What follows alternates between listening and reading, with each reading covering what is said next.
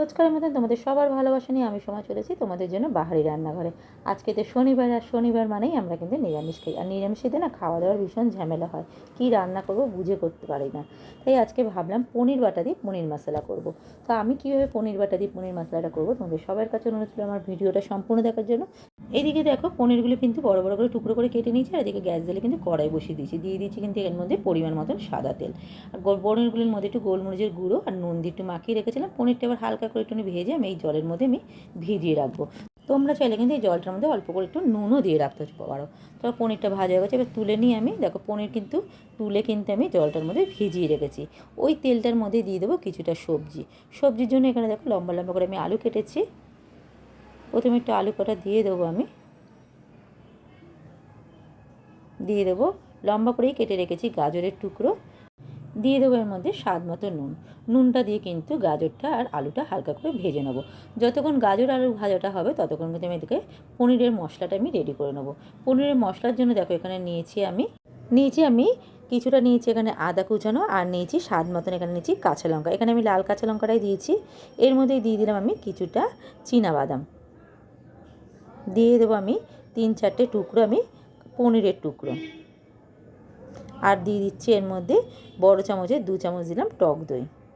এর মধ্যে দেবো আমি খানিকটা ধনে পাতা। সবগুলো দিয়ে চলো মিক্সিতে এবার এটা পেস্ট করে নিই। অল্প করে একটু জল দিয়ে দেবো, জল দিয়ে কিন্তু মিক্সিতে পেস্ট করে, বেশি জল দেবো না যেহেতু টক দই দেওয়া আছে। চলো এটা মিক্সিতে আগে পেস্ট করে নিয়ে আসি।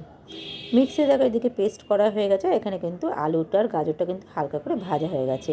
এর মধ্যে দিয়ে দিলাম আমি লম্বা করে কেটে রাখা বিনসের টুকরোগুলো। বিনসটা দিয়েও হালকা করে একটু ভেজে নেবো, আর বেশি ভাজবো না। এবার এর মধ্যে দিয়ে দেবো আমি যে মশলাটা পেস্ট করে রেখেছিলাম সেই মশলা পেস্টটা।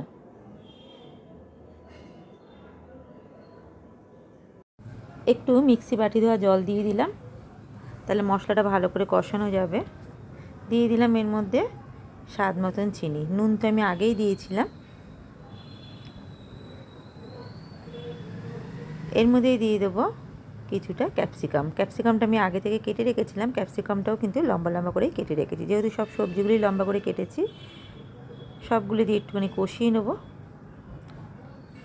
এর মধ্যে এবার দিয়ে দিলাম একটু কেসুরি মেথিটা আমি হাতে একটুখানি ঘষে দিলাম, তাহলে গন্ধটা ভালো হবে। কেসুরি মেথিটা দিয়ে একটু নাড়াচাড়া করে নিলেই ঢেলে দিলাম আমি ভিজিয়ে রাখা পনিরের টুকরোগুলো। পনিরের জলটা শুদ্ধই কিন্তু আমি দিয়ে দেবো। ভালো করে এবার এটা মিশিয়ে নেবো। আর একটুখানি জল দিতে লাগবে, আর একটু জল দেবো আমি, আর কিন্তু জল দেবো না। ভালো করে নেড়ে নিয়েছি। এবার এটা একটু ঢাকনা দিয়ে 2-3 মিনিট এটা হতে দেবো।